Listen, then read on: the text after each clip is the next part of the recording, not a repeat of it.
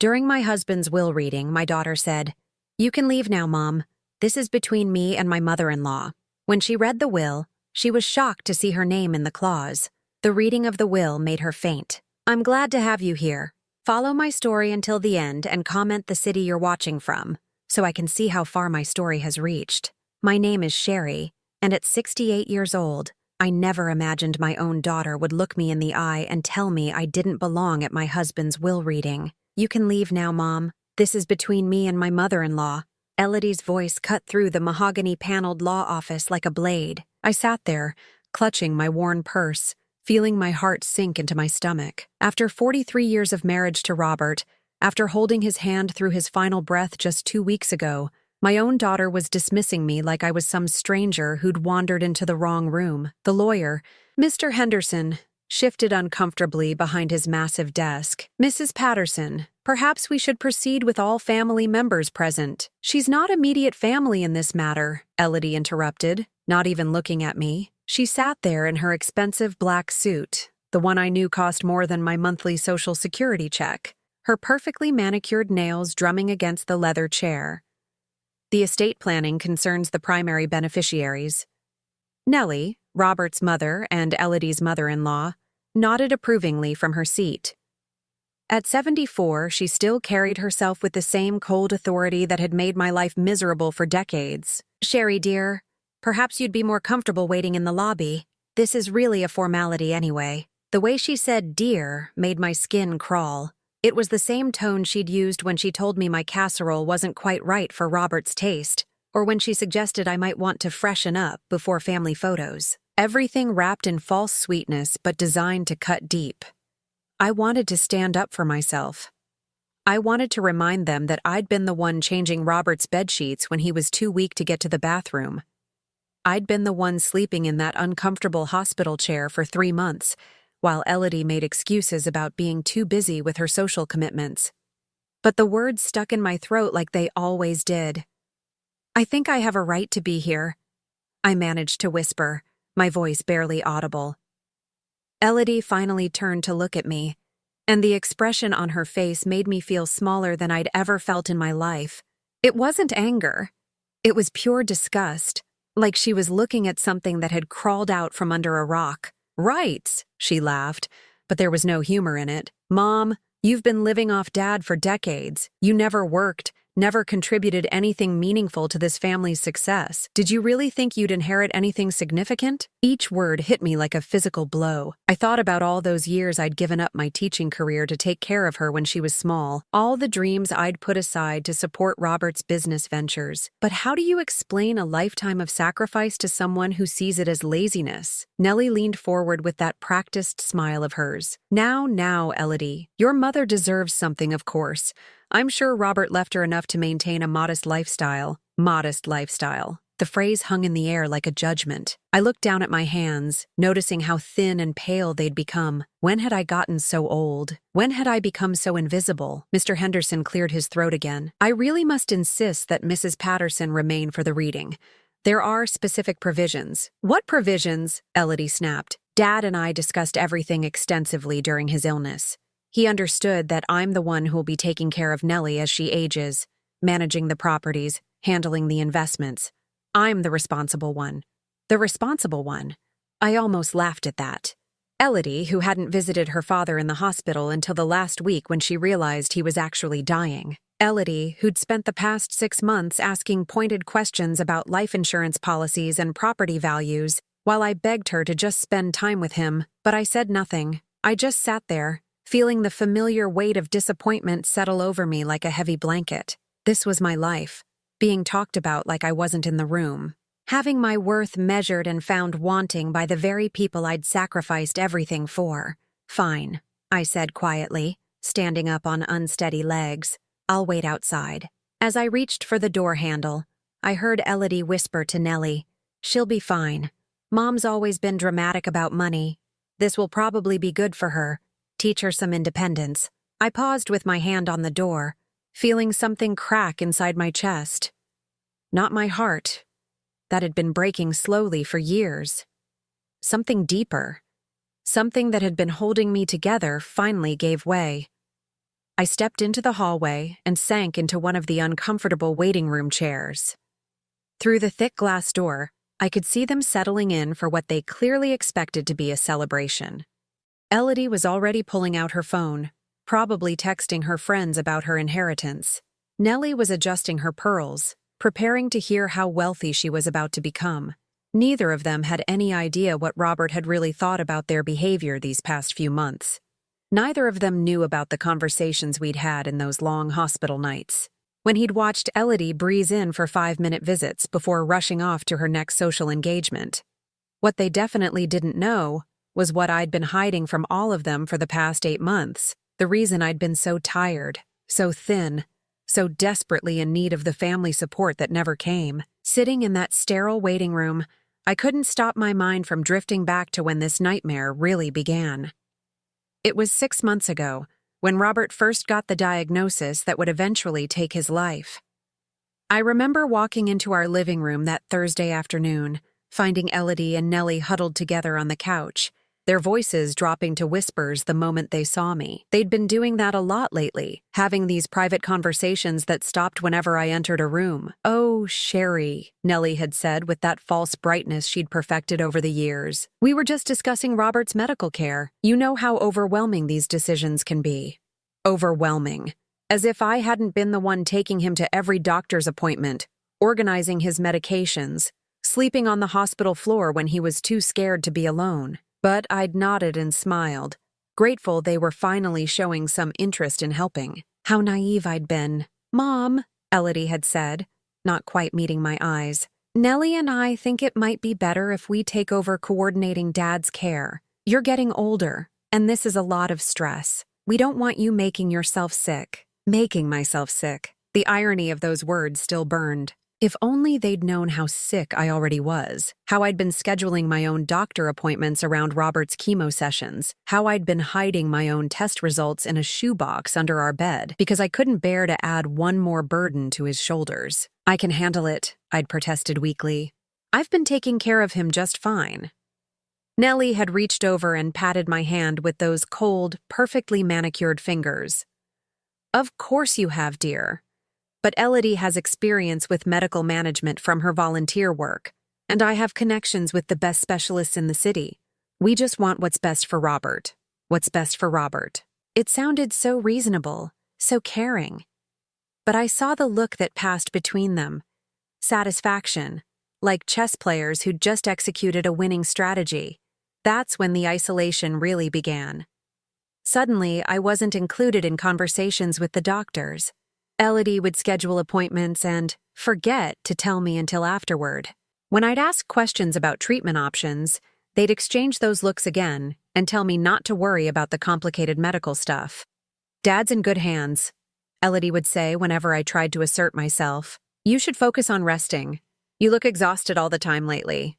I was exhausted, but not just from caring for Robert, from the constant battle to remain relevant in my own husband's medical care. From pretending I didn't notice how they'd steer him away whenever he tried to include me in discussions. From acting like it didn't hurt when they'd suggest I take a little break every time I tried to attend a family meeting. The worst part was watching how they manipulated Robert when he was at his weakest.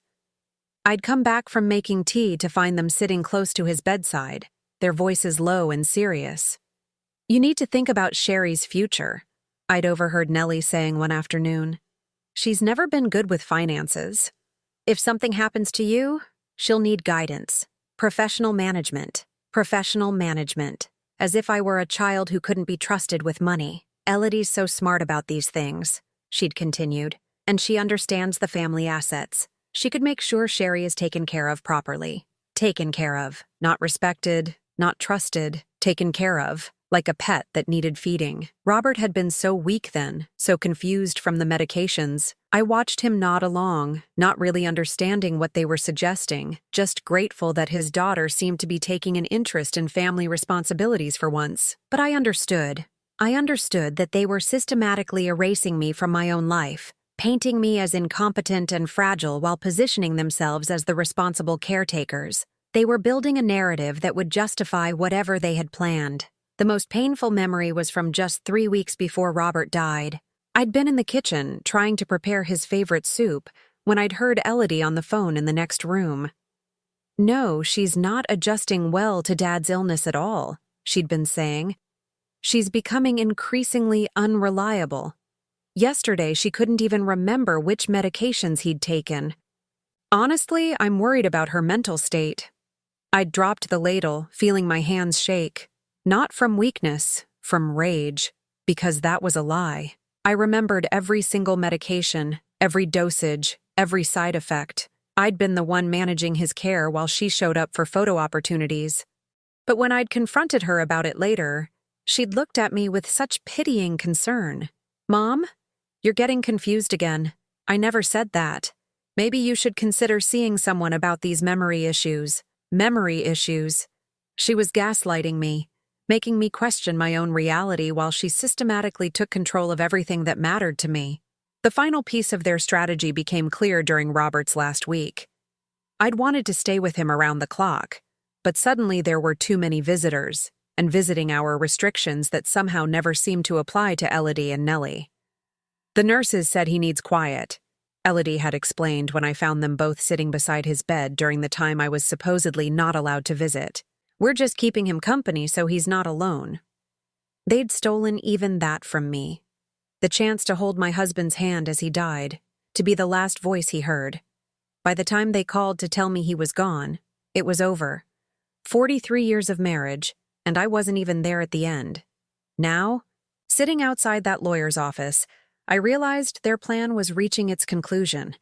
They'd spent months undermining my credibility, questioning my competence, positioning themselves as the responsible parties who would need to manage whatever Robert left behind. What they didn't know was that Robert had been more aware than they'd realized. Much more aware. I'd been sitting in that waiting room for nearly an hour when I heard the first scream. It came from behind the heavy oak door of Mr. Henderson's office. A sharp, disbelieving cry that made my blood run cold. Then came the sound of papers rustling frantically, chairs scraping against the floor, and Elodie's voice rising to a pitch I'd never heard before. "This can't be right. There has to be some mistake." I pressed closer to the door, my heart hammering against my ribs. Through the frosted glass, I could see shadowy figures moving frantically around the desk. "I assure you, Mrs. Patterson, there is no mistake," came Mr. Henderson's calm, professional voice. "Your father was very specific about these provisions. He spent considerable time ensuring the language was precisely what he intended." "Read it again!" That was Nellie's voice, sharp and commanding. "There must be some codicil, some additional document we haven't seen yet." The silence that followed was thick with tension. I found myself holding my breath, straining to hear every word. "Very well," Mr. Henderson said, and I could hear the rustling of papers. "Regarding my daughter, Elodie Marie Patterson, I have observed with growing concern her treatment of her mother during my final illness. Her neglect of Sherry's well-being, her dismissive attitude toward her mother's needs, and her obvious preoccupation with financial inheritance rather than family compassion have demonstrated a character unsuited to the responsibility of wealth." My hand flew to my mouth. Robert had been watching. He'd seen everything. Mr. Henderson continued reading, his voice steady and clinical. "Furthermore, her collaboration with my mother, Nellie Patterson, to systematically exclude Sherry from medical decisions and family discussions represents a cruelty I cannot and will not reward. Therefore, I leave to Elodie the sum of $5,000, to be held in trust until she can demonstrate 1 full year of consistent, respectful care toward her mother." $5,000? Elodie's voice cracked. "5,000? I'm his daughter. I'm his only child." "There's more," Mr. Henderson said quietly. "To my mother, Nellie Patterson, who encouraged and participated in the emotional abandonment of my wife during the most difficult period of our lives, I leave the sum of $1,000 and suggest she examine her conscience regarding the treatment of the woman who cared for her son with unwavering devotion." I heard something crash, probably a glass being thrown or knocked over. Then Nellie's voice, colder than I'd ever heard it. "This is that woman's doing. She manipulated him when he was weak, confused from the medications. We'll contest this. No court will uphold such an obviously coerced document. Mrs. Patterson, Mr. Henderson said, and I could hear the disapproval in his tone. Your son was of completely sound mind when he executed this will. In fact, he specifically anticipated challenges to his mental capacity. He included extensive documentation of his reasoning, including detailed notes about incidents he observed and conversations he overheard. What incidents? Elodie demanded. What conversations? The rustling of papers again. He documented the afternoon you told him that your mother was becoming increasingly unreliable and suggested she might have memory issues. He noted that this conversation took place while Mrs. Patterson was in the kitchen, preparing his medication with perfect accuracy, as she had done every day for months. My knees went weak. Robert had heard that phone call. He'd known Elodie was lying about me. He also documented the evening you and Mrs. Nellie Patterson discussed having your mother declared incompetent to manage finances, despite her having successfully managed the household budget for over 4 decades. This conversation took place while Mrs. Patterson was bathing your father, something she did twice daily without assistance. We never said anything about having her declared incompetent, Elodie protested, but her voice lacked conviction. Your father's notes suggest otherwise. He quotes you as saying, "We need to make sure Mom doesn't have access to any significant amounts. She's not equipped to handle real money, and honestly, she's showing signs of decline." The silence that followed was deafening. I remembered that night. I'd been helping Robert with his bath, and I'd heard their voices from the living room, but I'd been so focused on keeping him comfortable that I hadn't really processed what they were saying. Robert had, though. Robert had heard every word. So where? Elodie's voice was barely a whisper now. Where does everything go? The house? The investment accounts? The life insurance policies? The vacation property? Everything goes to Mrs. Sherry Patterson, with the provision that she use these assets to ensure her own health and well-being for the remainder of her life. I felt the world tilt sideways. Everything? Robert had left me everything? He can't do this! Nellie's voice was shrill now, desperate. I'm his mother. I raised him. Everything I did was to protect the family assets. From whom? Mr. Henderson's question hung in the air like a challenge. From his wife of 43 years? The woman who sacrificed her career to raise his child and support his business ventures? The woman who spent 3 months sleeping in a hospital chair because she couldn't bear to leave his side? She's manipulative, Elodie shouted. She's always been good at playing the victim. Dad was vulnerable, scared. She took advantage of that. Your father anticipated this reaction as well, Mr. Henderson said calmly. He included a personal letter to be read aloud in the event that his decisions were questioned. More paper rustling. Then Mr. Henderson's voice, softer now, reading words that made my heart ache. To my daughter Elodie, if you are hearing this letter, it means you have challenged my final wishes. I want you to know that every decision I made was the result of months of careful observation, not medication-induced confusion or manipulation. The letter continued, and I pressed even closer to the door. You spent my final months asking about money while your mother asked about my pain levels. You visited to discuss inheritance while she read to me for hours when I couldn't sleep. You saw my illness as an inconvenience that interrupted your social life while she saw it as our final chapter together, something to be cherished despite the difficulty. I heard what sounded like sobbing. Whether from Elodie or Nellie, I couldn't tell. Most importantly, you treated your mother like a burden when she was the greatest blessing of my life. You dismissed her concerns, ignored her needs, and spoke about her as if she were already dead. I cannot trust my life's work to someone who would treat the woman I love with such casual cruelty. There was a long pause before Mr. Henderson continued. The assets I leave to Sherry are not a reward for manipulation.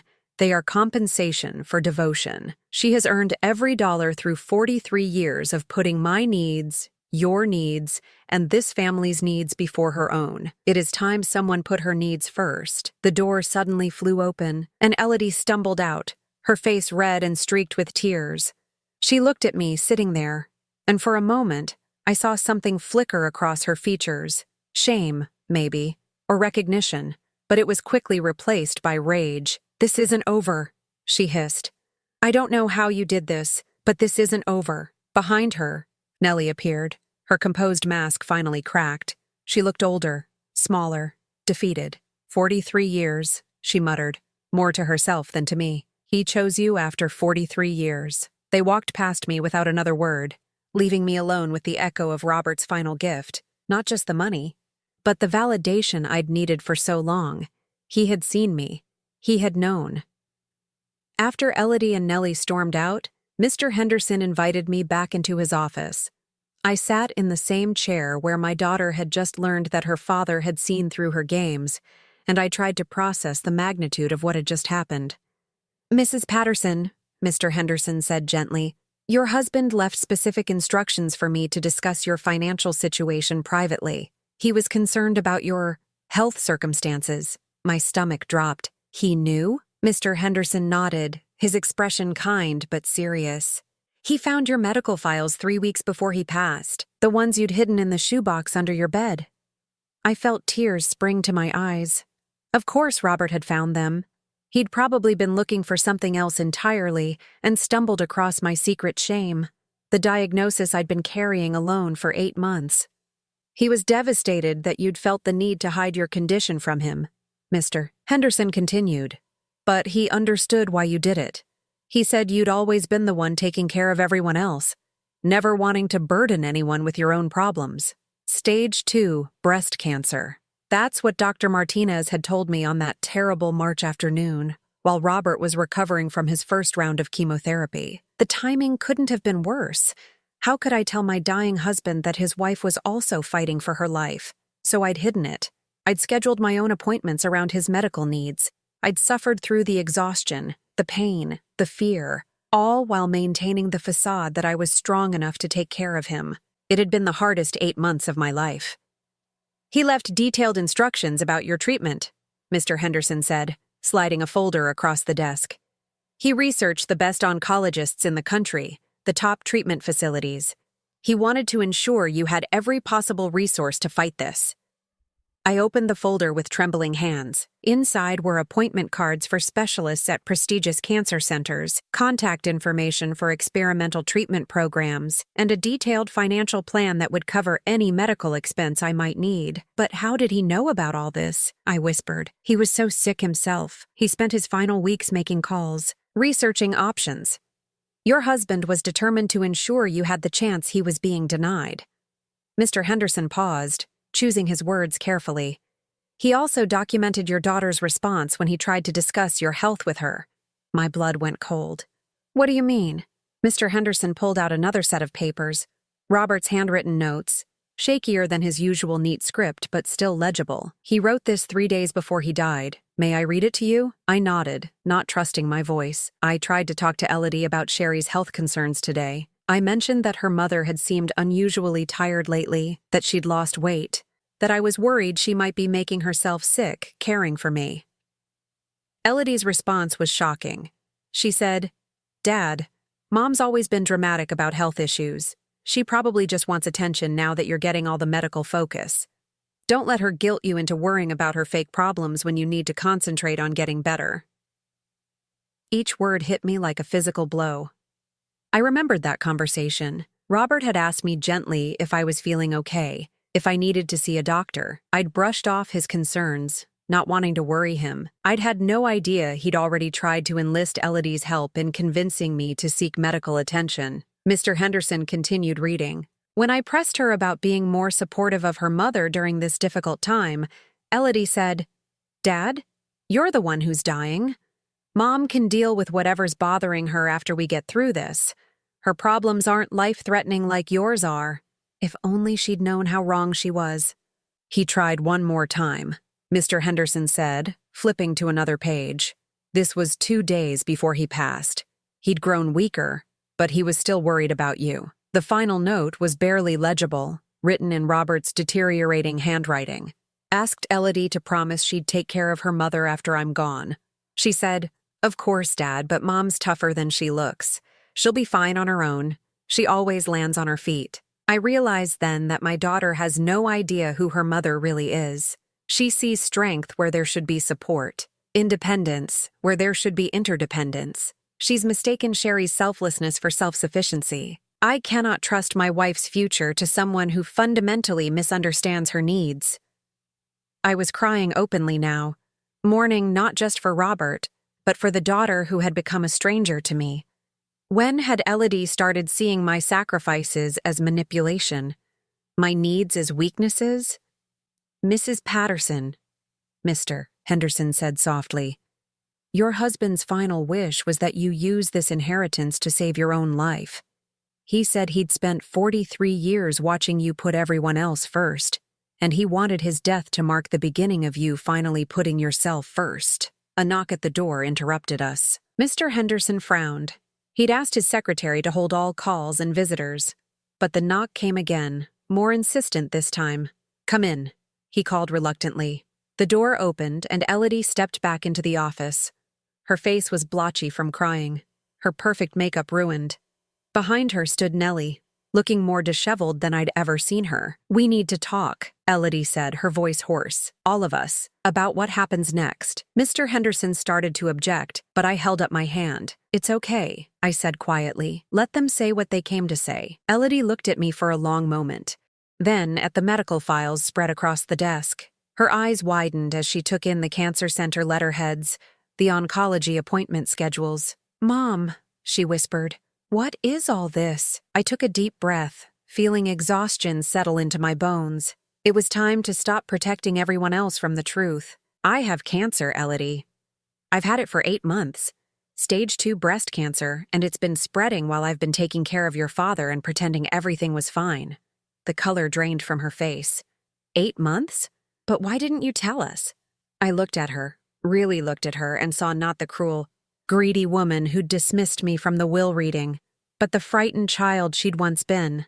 The little girl who used to crawl into my bed during thunderstorms. Because, I said simply, every time I tried to mention that I wasn't feeling well, you told me I was being dramatic. Every time I suggested I might need to see a doctor, you said I was trying to steal attention from your father, so I stopped trying. Nellie sank into the chair beside Elodie, looking suddenly ancient. Oh, Sherry, she breathed. We had no idea. No, I agreed. You had no idea, because you never asked. You never looked. You were so busy planning your inheritance that you forgot to see the person who was dying right in front of you. The room fell silent except for the ticking of Mr. Henderson's antique clock. Finally, Elodie spoke, her voice barely audible. What can we do? How can we help? Please tell us how to fix this. I looked at my daughter, at the desperation in her eyes, and felt something shift inside me. Not forgiveness. Not yet.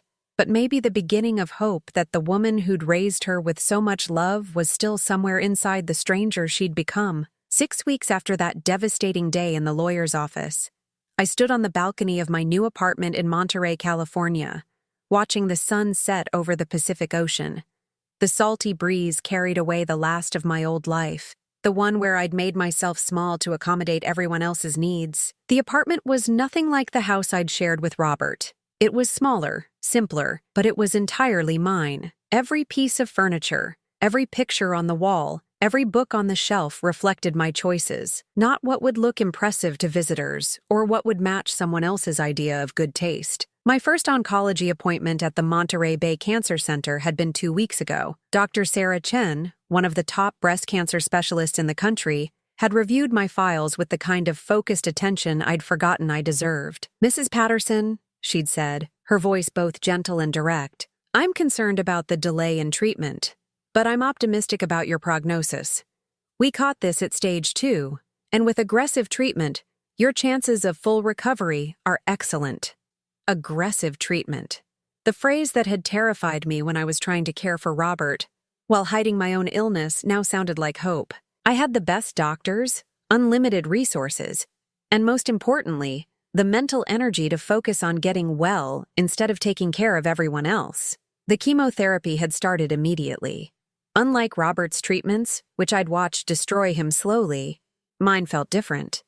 Maybe it was because I was catching it earlier. Or maybe it was because I finally had permission to put my health first. Either way, I was responding well. My phone buzzed on the small patio table beside me. Elodie's name appeared on the screen. The 4th call this week. I'd been answering about half of them, which was more than I'd managed in the first few weeks after leaving Sacramento. "Hi, Mom." Her voice was softer than I'd heard it in years, lacking the impatient edge that had become so familiar. "Hello, Elodie.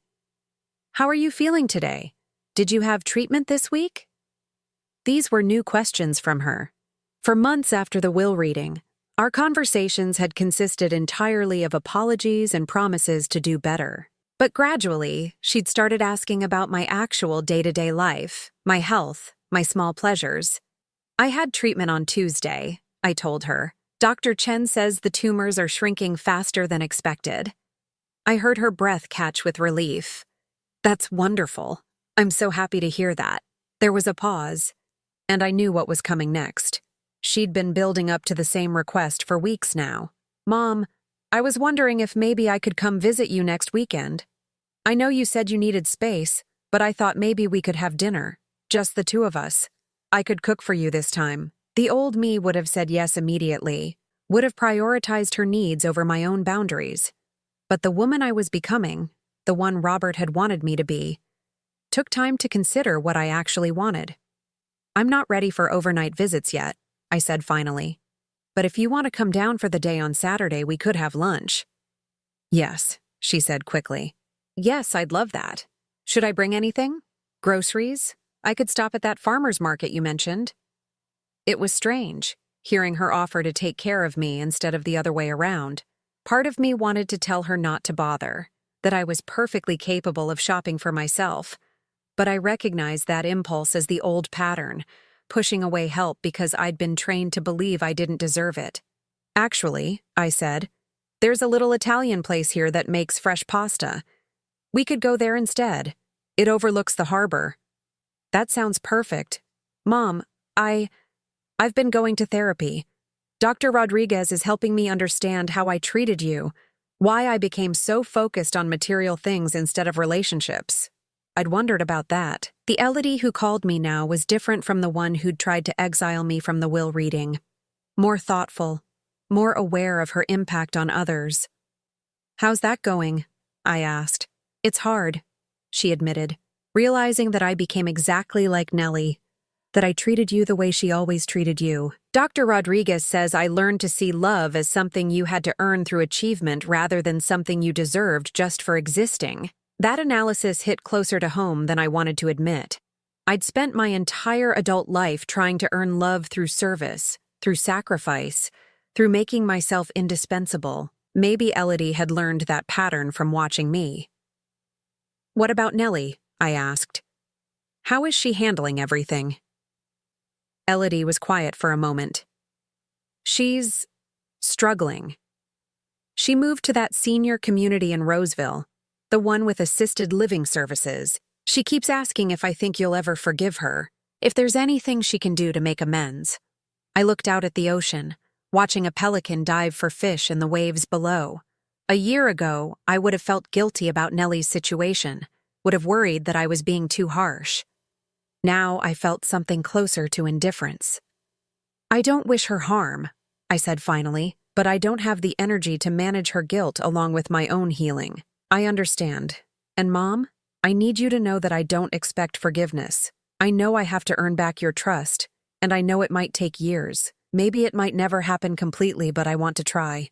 After we hung up, I sat on my balcony until the stars came out, thinking about the strange turns life takes. A year ago, I'd been invisible in my own family, dying slowly from neglect and undiagnosed cancer. Now I was the one with all the power, all the resources, all the choices. The irony wasn't lost on me that it had taken Robert's death to give me life. My phone buzzed again.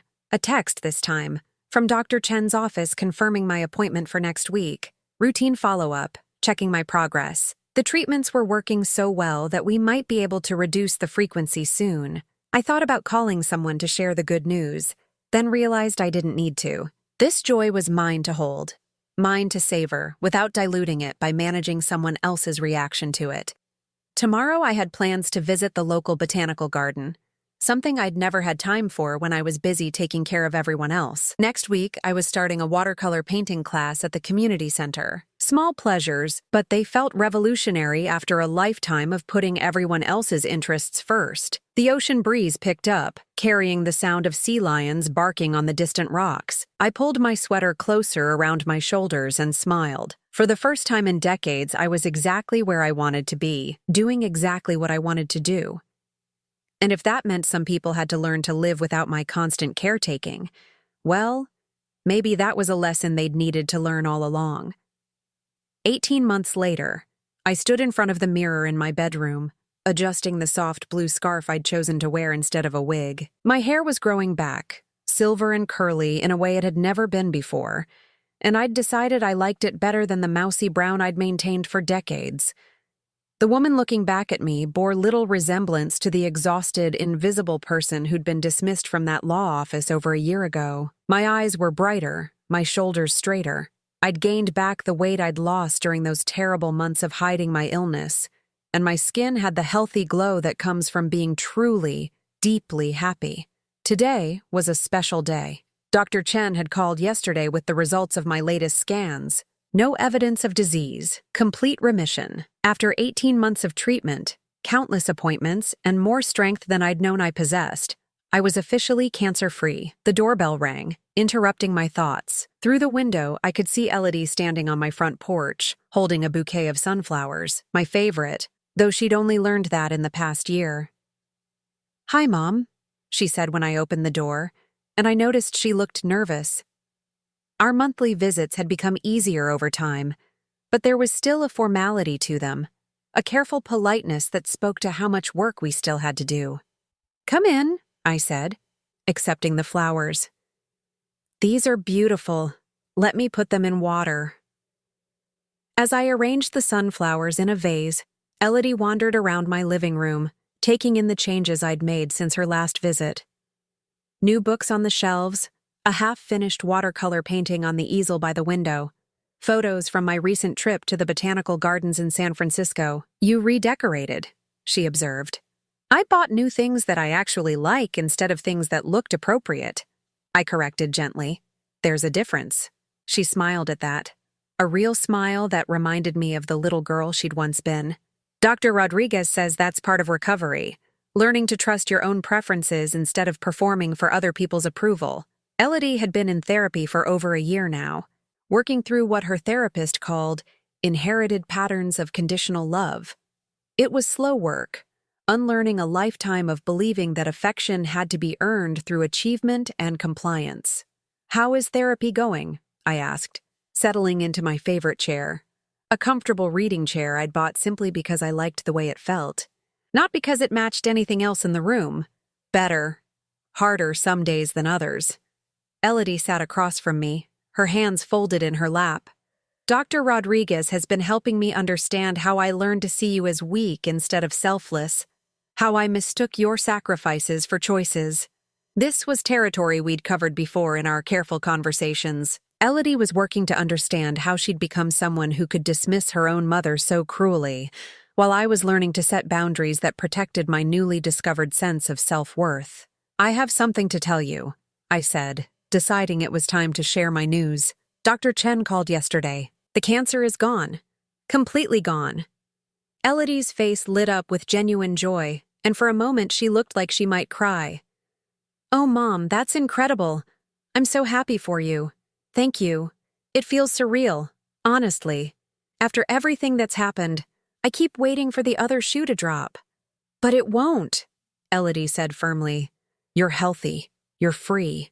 You're living the life you want.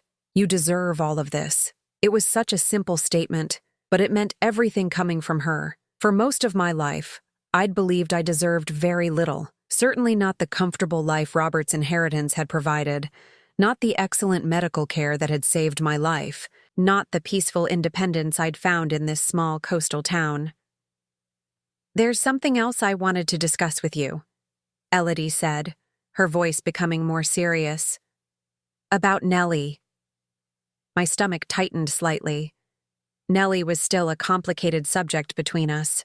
She'd been calling Elodie regularly, asking for updates about my health, wondering if I might be ready to consider reconciliation. She's not doing well, Elodie continued. The assisted living place is nice, but she's very isolated. She doesn't have many friends there, and she spends most of her time thinking about how she treated you during Dad's illness. I waited, knowing there was more. She asked me to give you this. Elodie pulled an envelope from her purse, my name written on it in Nellie's distinctive handwriting. She's not asking for forgiveness or trying to manipulate you into contact. She just wanted you to know how sorry she is. I took the envelope but didn't open it immediately. How do you feel about her situation? Honestly, I feel bad for her, but I also understand why you can't have her in your life. She spent decades treating you poorly, and her being lonely now doesn't erase that history. It was a mature response, one that showed how much Elodie had grown. The old Elodie would have pushed for reconciliation, would have tried to manage everyone's emotions to avoid conflict. I might read her letter eventually, I said, setting it aside, but not today. Today is for celebrating. Elodie nodded, understanding. What would you like to do to celebrate? I thought about it. A year ago, I would have suggested something that centered on her preferences, something that would make her happy, but I was learning to prioritize my own joy. I want to walk on the beach, I said. I want to feel the sand between my toes and watch the waves, and then I want to come back here and order too much Chinese food and watch an old movie. That sounds perfect, Elodie said, and I could tell she meant it. We spent the afternoon walking along the shoreline, talking about small things, my painting class, her work, the novel I was reading. Nothing heavy or emotionally charged, just the comfortable conversation of two people who were learning to know each other again. As the sun began to set, painting the sky in shades of pink and gold, I realized how different this moment was from anything I'd experienced in my previous life. I wasn't worrying about anyone else's needs or managing anyone else's emotions. I was simply present, enjoying the company of my daughter without the weight of obligation or resentment. Mom, Elodie said as we turned to head back to the house, I know I can't undo the past, but I want you to know how proud I am of you. The way you've rebuilt your life, the strength you've shown, it's incredible. I stopped walking and looked at her. This woman who had once been my greatest heartbreak and was slowly becoming something like a friend. Thank you, I said simply. That means more than you know. Later that evening, after Elodie had driven back to Sacramento and I was alone with my Chinese takeout and an old Katharine Hepburn movie, I opened Nellie's letter. It was shorter than I'd expected, written in her careful script. Dear Sherry, I have no excuse for how I treated you, only an explanation that I was afraid of losing my place in Robert's life. I see now that there was room for both of us to love him, but I was too insecure to believe it. You deserved better from me, and from all of us. I don't ask for forgiveness, only that you know I understand what I did was wrong. I hope you are finding the happiness you always deserved. With sincere regret, Nellie. I folded the letter and set it aside. Maybe someday I would respond to it. Maybe not. But for now, it was enough to know that the truth had finally been acknowledged. As Katharine Hepburn delivered her final monologue on the screen, I pulled my soft throw blanket around my shoulders and smiled. I had spent 68 years learning to disappear, to make myself small enough to fit into other people's lives. Now, finally, I was learning to take up space, to live boldly, to choose joy. Robert's greatest gift hadn't been the money he'd left me. It had been the permission to finally, truly, live for myself, and I intended to make the most of every moment I had left. Now I'm curious about you who listened to my story. What would you do if you were in my place? Have you ever been through something similar? Comment below. And meanwhile, I'm leaving on the final screen 2 other stories that are channel favorites, and they will definitely surprise you. Thank you for watching until here.